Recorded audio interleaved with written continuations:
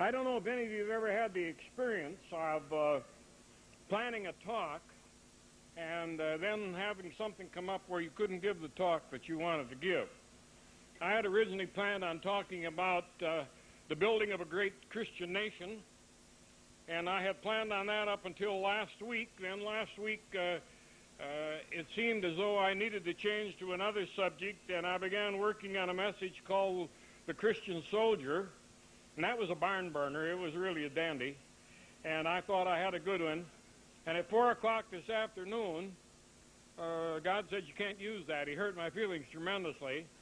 But I've been spanked a number of times by not listening to him, so I decided to go ahead and change again. And I'm going to speak to you for a little while tonight on the subject of straighten out your priorities. And I don't know why I'm giving you this message tonight, unless there's somebody here that's got a special need for it. But I hope that it'll be of value and interest to you. I think probably one of the major things that most of us need to do today in the situation that we find ourselves in now is to get our priorities straightened out. You know, I think one of our biggest problems in America today that most of our people have lost perspective as we look at the problems that we're facing.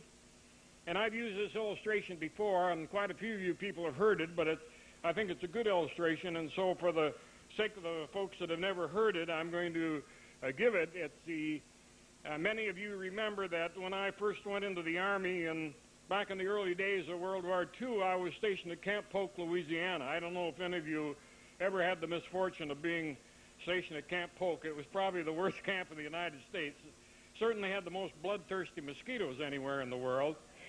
We had a first sergeant, a great big tall skinny guy that claimed he'd lost 80 pounds one summer just off of the blood that the mosquitoes had gotten off from him. And he said there was one mosquito that got so much of his blood that year that it used to send him a card every Father's Day. I don't know whether this is true or not. Well, this is what he used to say. But right outside the gate of Camp Polk, there was a little town called DeRidder. We would call it a county seat up here in the north. Down there they call it a parish seat. And it's typical of most of the county seats that you find in the Old South, with the old-fashioned gingerbread type of a courthouse with the big live oak trees, and underneath the benches where the old-timers sit around and discuss the good old days when they were young. And there was one fellow there that was a Cajun who had been a professional alligator hunter who always liked to talk about catching alligators. He said, "'Tain't hard to catch gators if you know where to look for them and got the right kind of equipment. But there are 5 things you need." He said you need a dull book, a loaf of bread, a pair of tweezers, a matchbox, and a telescope. Well, I'd never heard of catching alligators with this kind of equipment, but here's how he explained it. He said you go out on the bank of a stream where you know there are gators hanging out. You find a big tree where you can get comfortable on the edge of the stream, and then you put all your paraphernalia down beside you. Then back up with your back against that tree, and you open your book and begin to read. And this book is so dull and so deadly dull that in a few minutes you're going to get sleepy. Your head's going to begin to nod, your eyes will close. Here is the dangerous time, because that gator who's out there in the water, you know how they lay in the water with just their eyes sticking out, and he said he's watching you all this time. And when he thinks you're gone to sleep, he's going to sneak up on the bank and try and grab that loaf of bread that you've got there. Let him get all the way out of the water. Then very carefully and quickly pick up your telescope and turn it around and look at him through the wrong end of the telescope. And then reach out with your tweezers and pick up the little alligator you see out there, put him in the matchbox, and you got him. Well, now, they don't have to be very intelligent to realize what's going to happen when you reach out and grab a hold of an alligator that looks like he's a 1/4 inch long and he's actually a 14-footer. If you don't believe that it's dangerous, there's a guy by the name of Jack Oliphant. Where are you, Jack? And you look at Jack, and he'll show you what happens when you try to do that. He's lost an arm with a mistake similar to that. And I think that this is one of the problems that we have in America today. And I think one of the things that we need to ask ourselves is it more important in America for us to have a good time, or is it more important to remain free? Is it more important in America to do our own thing, or is it important to please God? If you can't see that danger, all you got to do is look at a Sunday afternoon at a football game.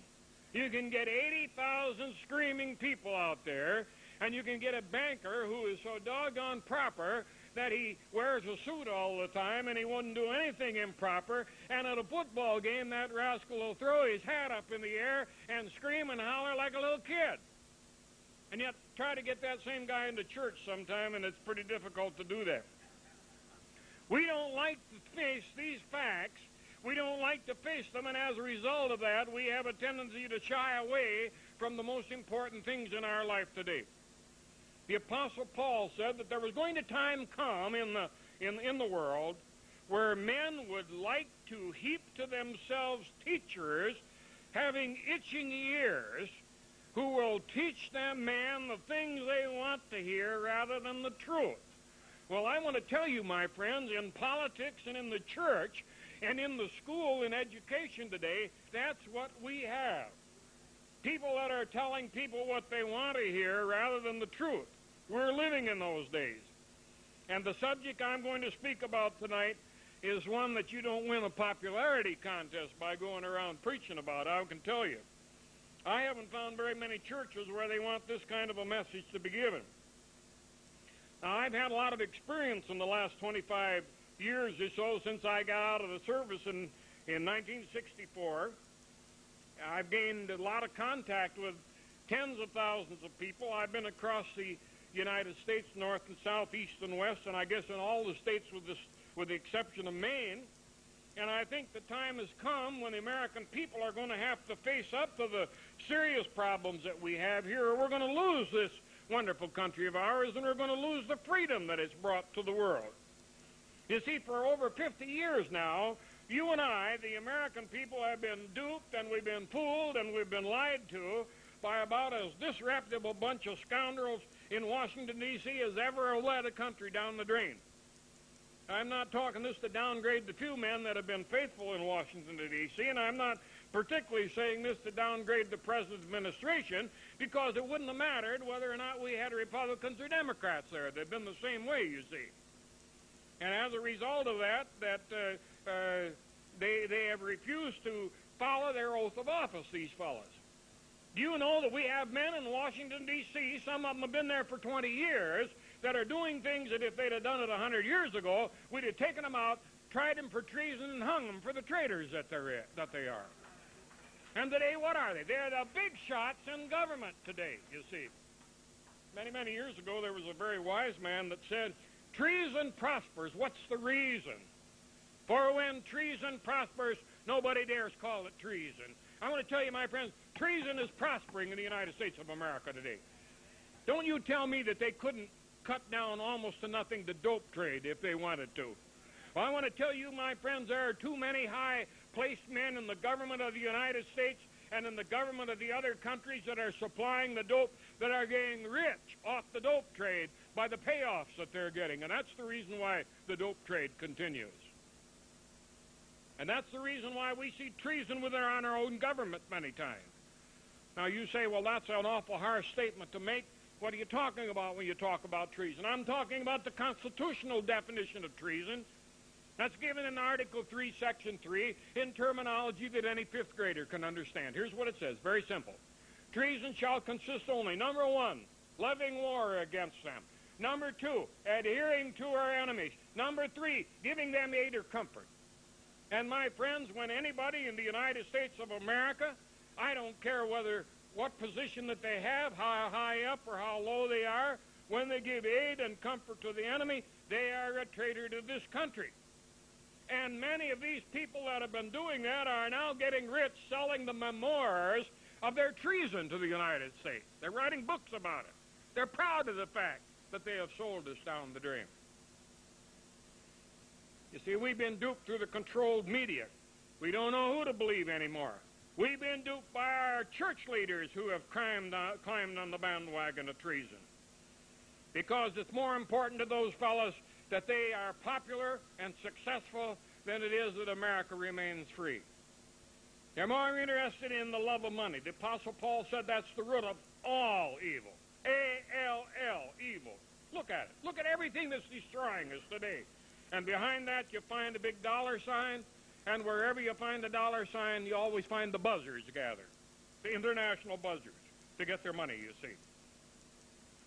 And because of this, we've lost a virtue that used to be standard operating procedure among our people, and that is a virtue called righteous indignation. That's the ability to see when things are wrong and then the guts to stand up and do something about it. You go to the average American today and ask them about a moral issue, and you'll get an answer something like this. Try it sometime. I've had it happen many times. Well, if you'd have asked me 20 years ago, I'd have said it's wrong, but maybe it's all right now. Times change, you know. Have you ever heard that? I want to tell you, my friends, right and wrong don't change anymore in the law of gravity. It remains constant. It's never changed in 6,000 years of written history, regardless of what people say. And we have very many people that have been elected to office and have been appointed to office that haven't listened to this sort of thing, you see. And then we have seen a tendency to defend those who are concerned and speak out for these evils. Instead of defending these people, what do? We try to destroy them. If you don't believe that, you go around with a message like I'm preaching to you tonight and see what happens to you in the media.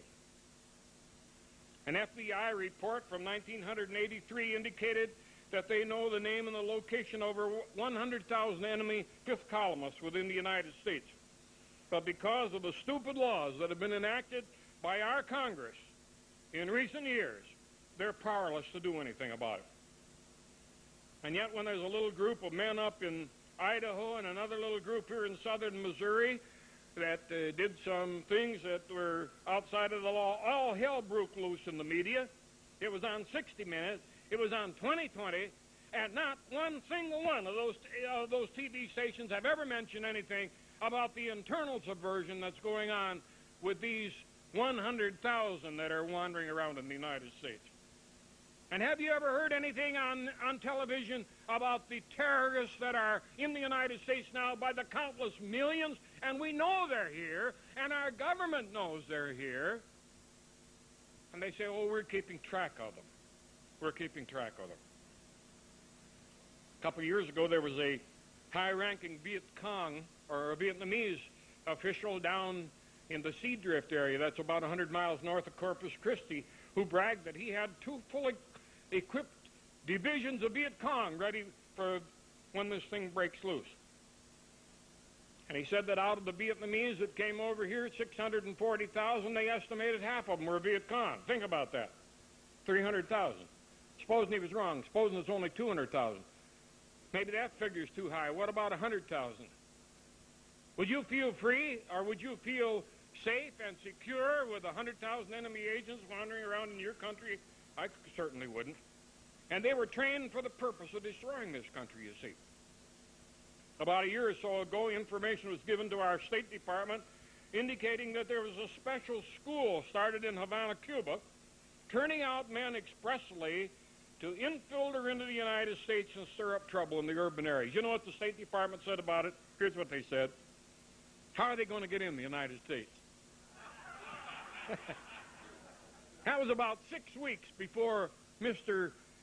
Castro dumped about 120,000 of them in the United States. And here just a few weeks ago, Mr. Castro admitted himself that 2,000 of that bunch that came over here were trained agents that he had trained to send over here for just that very purpose, you see, when we opened our doors to them.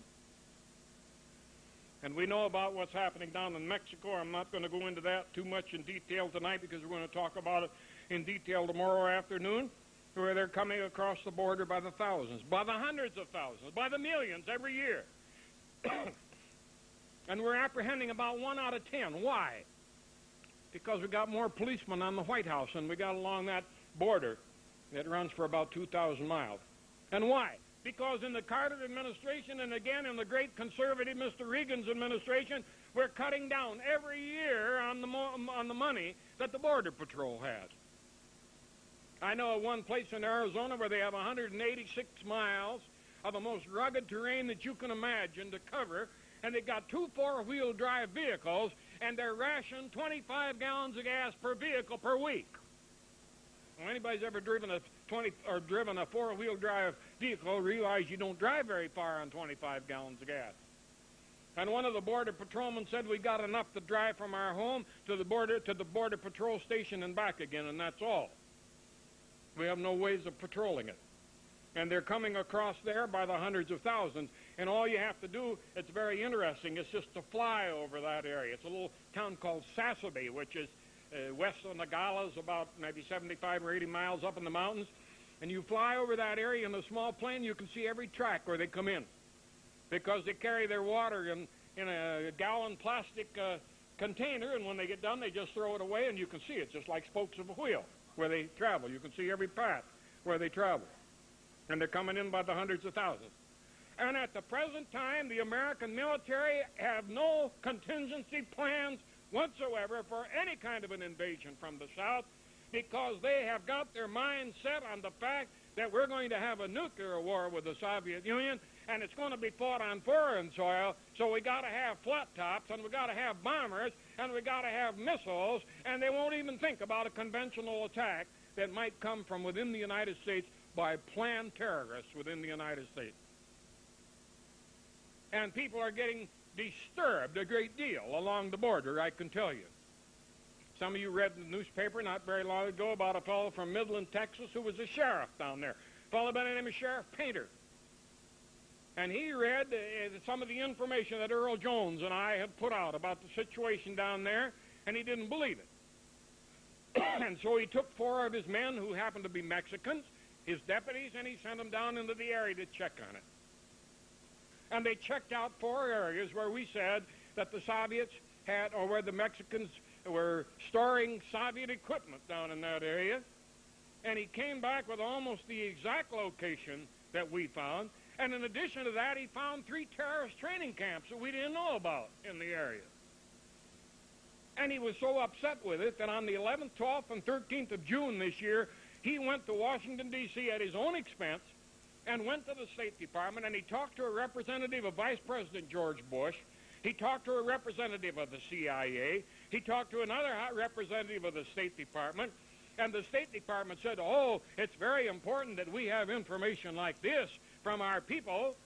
And the military said, oh, we know about some of the things that are happening down there, and we thank you for it. And from then on, they didn't do a damn thing. And Sheriff Painter says, I'm upset by it. Well, I want to tell you, Earl and I have been upset for 5 years. Isn't that right, Earl? We've been upset for 5 years because they won't do anything about it. And they don't even appear to be interested in what's happening down in that area. And when over 5 years ago I took information to the State Department of what we had seen of Russian equipment down in that area, they said, if you know what's good for you, you better keep your mouth shut about what you saw down there. And when I wouldn't keep my mouth shut, they began harassing me. They've got an organization, a bully boy organization called the IRS that they use on some of us fellows that won't keep our mouths shut. And we could go on and on and on to talk about these things that are happening. What am I trying to say here? I'm trying to say, my friends, that this country of ours is in bad shape because we, the good people of America, the Christian people of America, have allowed this to happen to us. You say, well, I never did anything to let it happen. Yes, you did. You voted for that rascal that's in office and has been there for 20 years, and you knew he was a bum, and you voted for him anyway and put him back in because he was bringing some of that green stuff into your community, helping you out a little bit financially. And you weren't interested in looking any farther than what that little area of yours. You weren't willing to look at what was happening all over the United States. And you've done it, and I've done it. We're all guilty of it. At some time or another, we've done it. Now it's beginning to hurt us, and we're beginning to scream about it. Oh, I tell you, you know what, my friend? The United States of America isn't like a man sitting on an open keg of gunpowder, smoking a cigar and knocking the ashes down into the gunpowder. All it's going to take is one little spark to hit that dry powder. This country of ours is going to see the god-awfulest explosion it's ever seen in its history. And it's going to see some things that we've never seen before. Our economic situation is growing worse and worse.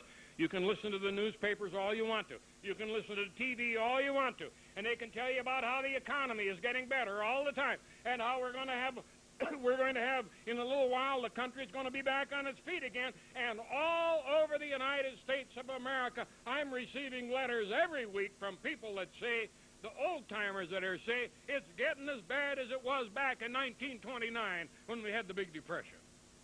Over and over and over.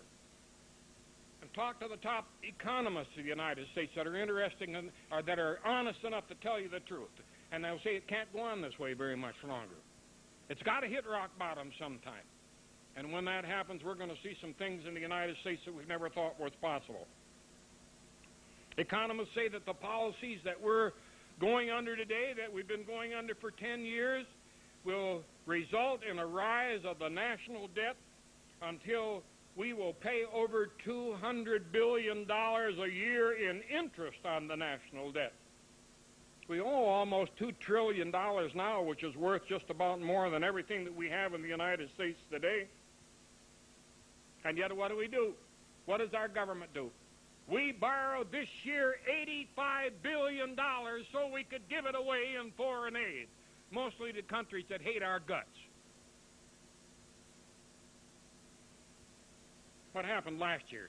We gave the Israelis, oh, I know, the only democracy on the Far East. My God, they're the worst dictatorial power that the world's seen since Stalin was in office. Don't believe that? Look and see what's happening over there. Oh, they're our only friends over there. They have never been the friends of the United States of America. They're in there for what they can get out of it. And we gave them $2.5 billion. I say it gave it to them because it was a loan, a 30-year loan, from 3 to 5% interest, where you didn't pay anything for the first 10 years. How would you farmers like to go down to the bank and borrow $100,000 on a deal like that? Don't pay nothing for the first 10 years, and then after that, you only pay 3 or 5% interest. And then if things really got real bad, they just say, well, that poor farmer can't pay for it. We'll just forgive him his debt. That's what we've been doing with the Israelis. Now they want $1.5 billion more this year on top of that. What are they using it for? Well, you know what they're using it for. You, Mr. Sucker, you picked up the tab for their war against Lebanon, almost $2 billion. You picked it up. You paid for it.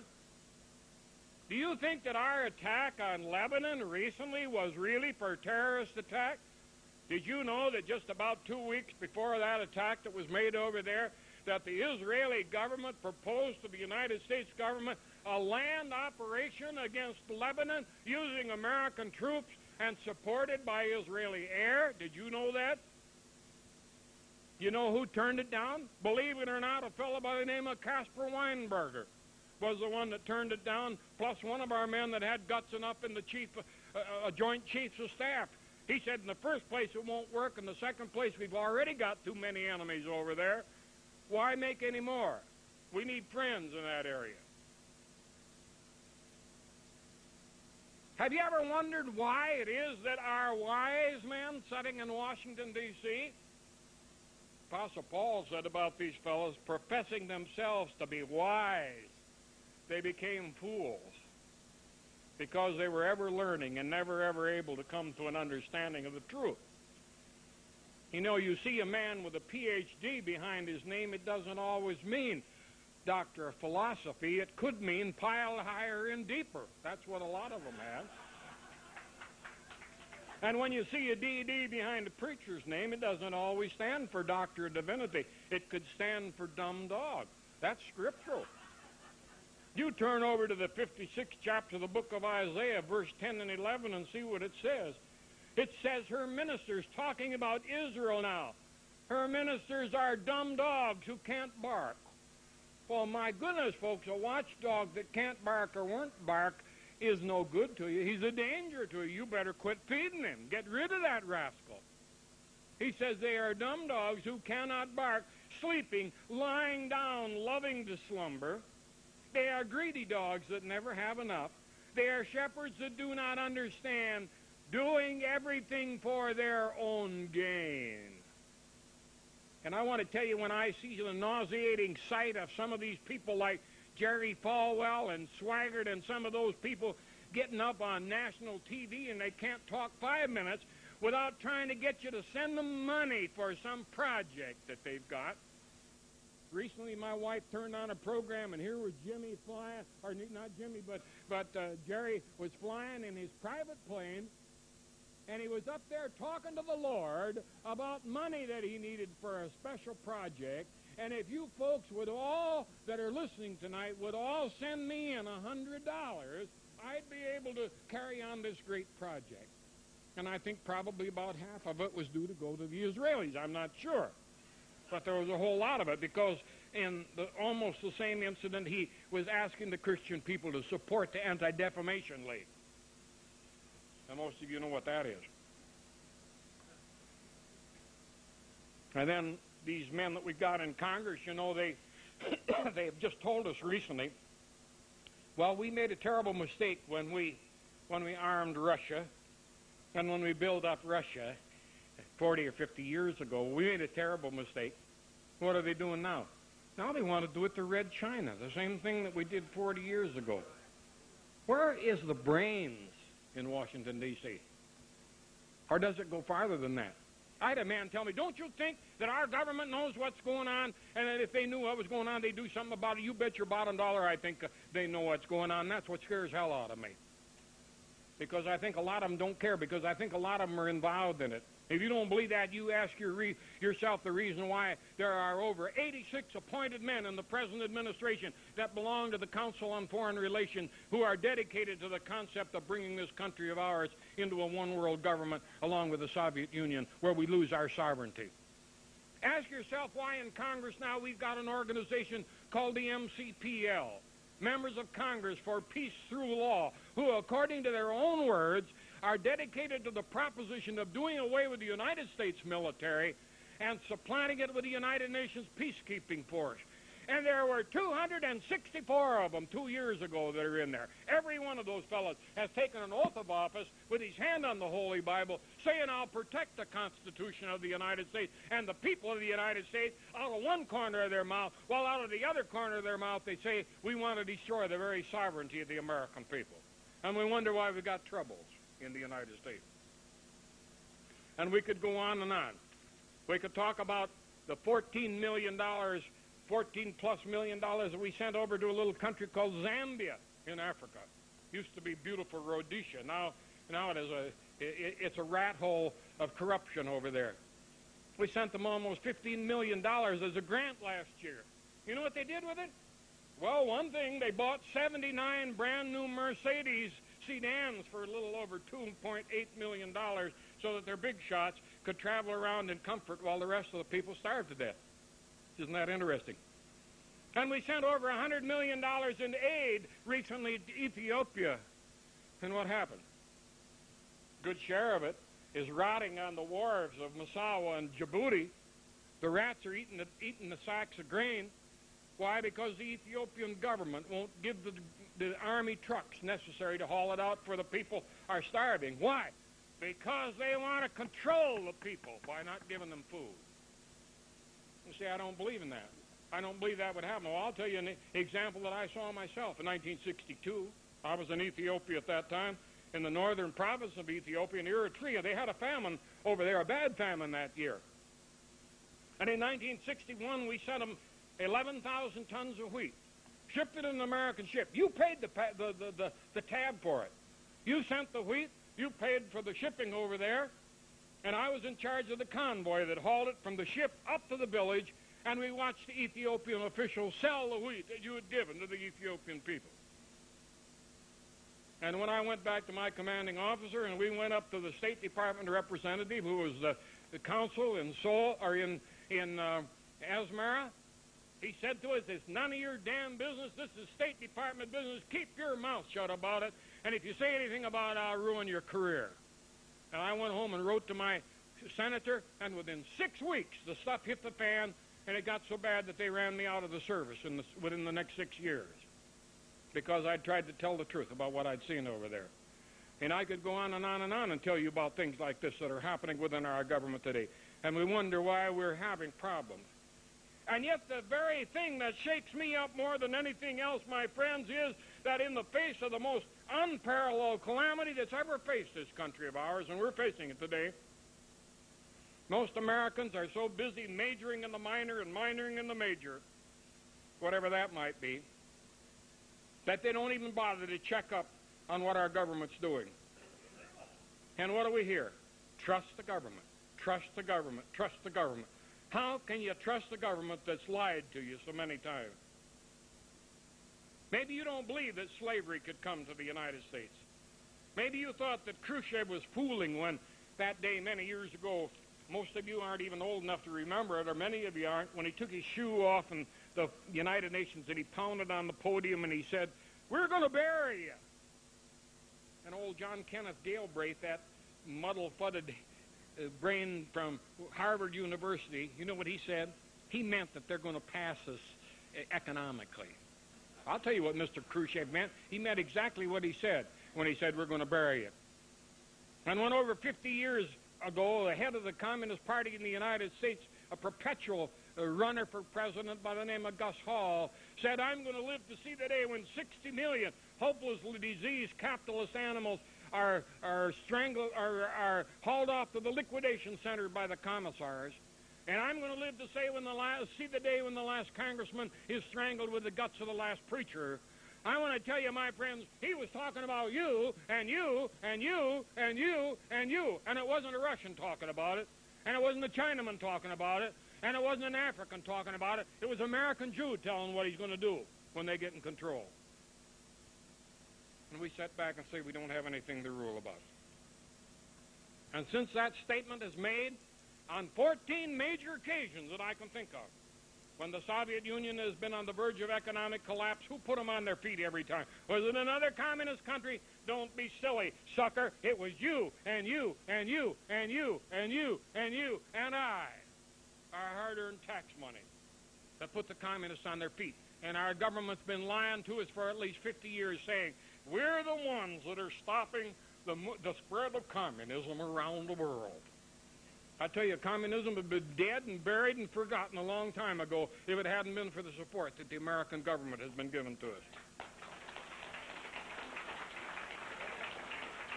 And you see, in spite of all that, this is the only country that stands in their way, and they need us.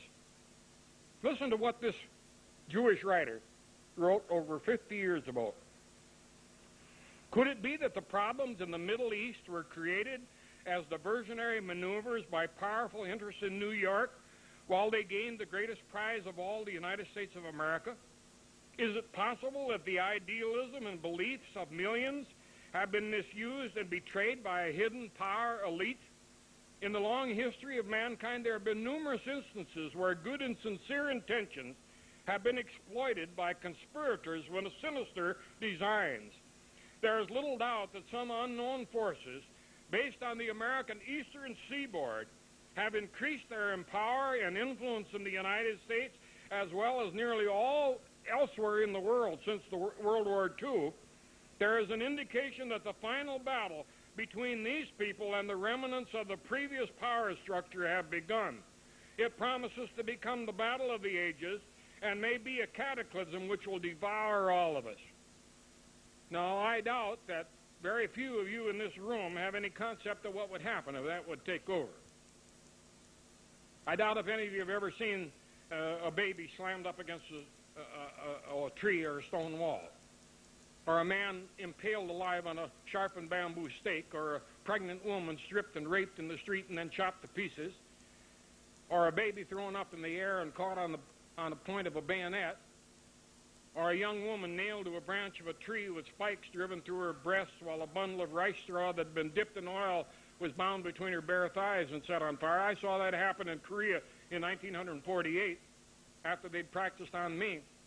And I want to tell you, my friends, when I saw that, I did about what John Harrell mentioned tonight. I said, God, you get me out of this mess, and you get me back to the people I love and the country I love. I'm going to do everything possible to see that it doesn't happen here. You say you get upset when you talk? You bet your bottom dollar I get upset, and I get mad, too. Oh, but you Christians aren't supposed to get angry. I want to tell you, my friends, if Christians today were doing what they were supposed to do, they'd be mad most of the time. That's right. Because we're supposed to hate evil. And we're supposed to take a stand against it. And most of us haven't done it. We could talk about these concentration camps that have been put up around the United States. Rex 84, signed into law April 11, 1984, a continuation of a plan formulated during the Carter administration for the purpose of roundup of aliens and security suspects from coast to coast. And then you read a little farther, and you find out that there's more to it than that. That this measure will be used against political opponents of the government, against tax resistors, against outspoken critics of the government, whom the establishment considers to be dangerous. Now, who in the world do you think is going to be in that group? Well, if you're in this meeting tonight, my friends, you're one of them right now. No matter how much you love your country and how much you're concerned about your country, you're one of those. And they got a big one at Fort Chaffee, Arkansas, and they got another one at Fort Drum, New York, and they got another one in Indiantown Gap, and they've got another one at A.P. Hill in Virginia, and they've got some other emergency ones holding 25 to 30,000 people apiece. Have you made any plans for that troubled time that might come? Or are you like the ostrich that sticks its head in the sand when danger comes? Well, I'll tell you, my friends, you might protect your head, but it's awful hard on the tail when that happens, particularly when the bullets are flying. What would you do if the chips ever fell? What would you do if there was an invasion from the south after terrorist attack from within the United States? And our men were over in Europe or over in Asia in a ground war over there, including the National Guard, and terrorism broke loose, and the police force, our local police forces and our sheriff's department and our FBI and our BATF and our state police, they couldn't handle what would happen if it had to happen. You know what a lot of those fellows would do? They'd go home to take care of their family, to try and see that their family was protected. They wouldn't even be out there on the line. And what would we do if a thing happened like that? What would we do if they came up from the south, where we know they are by the thousands and thousands and thousands, and began to goose step through our cities, raping our wives and our daughters and murdering our sons? Would you take a stand against them if that ever happened? Well, some of you say that you would, but I rather doubt it if you won't take a stand now. I want to tell you, my friend, that a man that won't sign his name on a petition to stop something that he knows is wrong isn't going to do very much fighting when the bullets start flying.